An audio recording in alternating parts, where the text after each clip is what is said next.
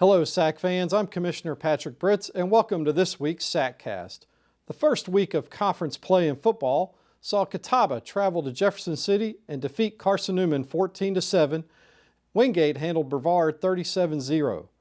The Bulldogs' Jody Fuller was named the AstroTurf Special Teams Player of the Week thanks to his 82-yard kickoff return to open the second half. The game of the week was Lenoir-Rhyn's thrilling 55-52 triple overtime win at Tusculum. The Bears quarterback Evan Sims rushed for 252 yards and 4 touchdowns and was named the AstroTurf Offensive Player of the Week. Not to be outdone, Kyle Duggar from Lenoir-Rhyn was named Defensive Player of the Week after he recovered 2 fumbles. One he took to the house and the other ended the game in the third overtime. He also intercepted a pass, broke up another, and recorded 8 tackles. The Bears moved up to number 22 in the top 25 poll and traveled to play regional opponent Limestone this Saturday. Newberry and Wingate are also receiving votes in the national poll. Conference games this Saturday are Carson-Newman at Mars Hill, Tusculum at Newberry, and Wingate at Catawba. In men's soccer, Wingate and LMU remain undefeated and sit atop the SAC standings at 2-0. Last week, the Bulldogs had a pair of 2-1 wins over Mars Hill and Anderson, and LMU had a pair of 1-0 wins over Brevard and Queens. The Bulldogs jumped into the national rankings at number 16, and the Rail Splitters are receiving votes. The Rail Splitters have 2 tough road contests this week at Tusculum and Lenoir-Rhyn in order to stay perfect on the season.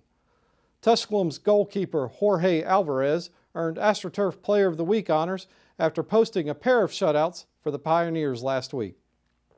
Tusculum moved into the 10 spot of the regional rankings, joining Wingate at 3, LMU at 5, and Lenoir-Rhyn at 8. In women's soccer, Wingate stormed into the national poll at number 16 this week and is currently 2-0 in the SAC and 5-0 overall.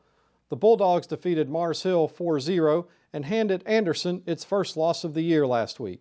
Wingate faces Queens and Newberry this week in an effort to improve its ranking. Carson-Newman's Jules Harity was named the AstroTurf Player of the Week, leading the Eagles to a pair of 3-2 wins last week over previously unbeaten Lenoir-Rhyn and Newberry. 2 of her 3 goals last week were game winners, and the one against the Bears came in double overtime. Despite the loss, Lenoir-Rhyn remains in the regional top 10 at number 4, along with Wingate at 2, the Eagles at 9, and Anderson at 10. In volleyball, Lenoir-Rhyn defeated Wingate 3-2 over the weekend, handing the Bulldogs their second SAC loss since 2012. The loss bumped Wingate out of the top 25, but they are still receiving votes. Brevard's Aaron Barr was named the AstroTurf Specialist of the Week after tallying a whopping 86 assists while leading the Tornadoes to a 1-1 record on the week. Sarah Fairley of Carson-Newman took home Player of the Week honors by leading the Eagles to 2-0 record. Carson-Newman sits atop the SAC standings at 5-0.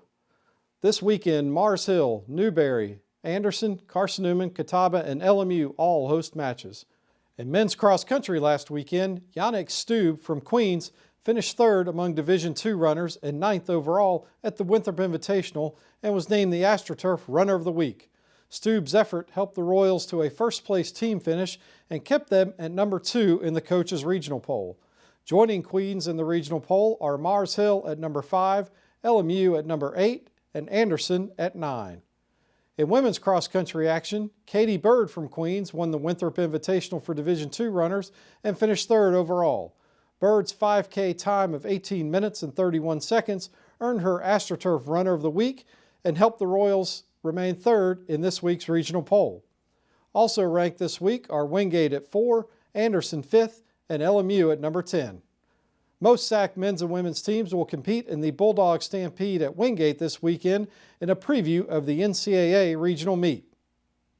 Make sure to visit thesac.com for all the latest news and results, and please like us on Facebook and follow us on Twitter.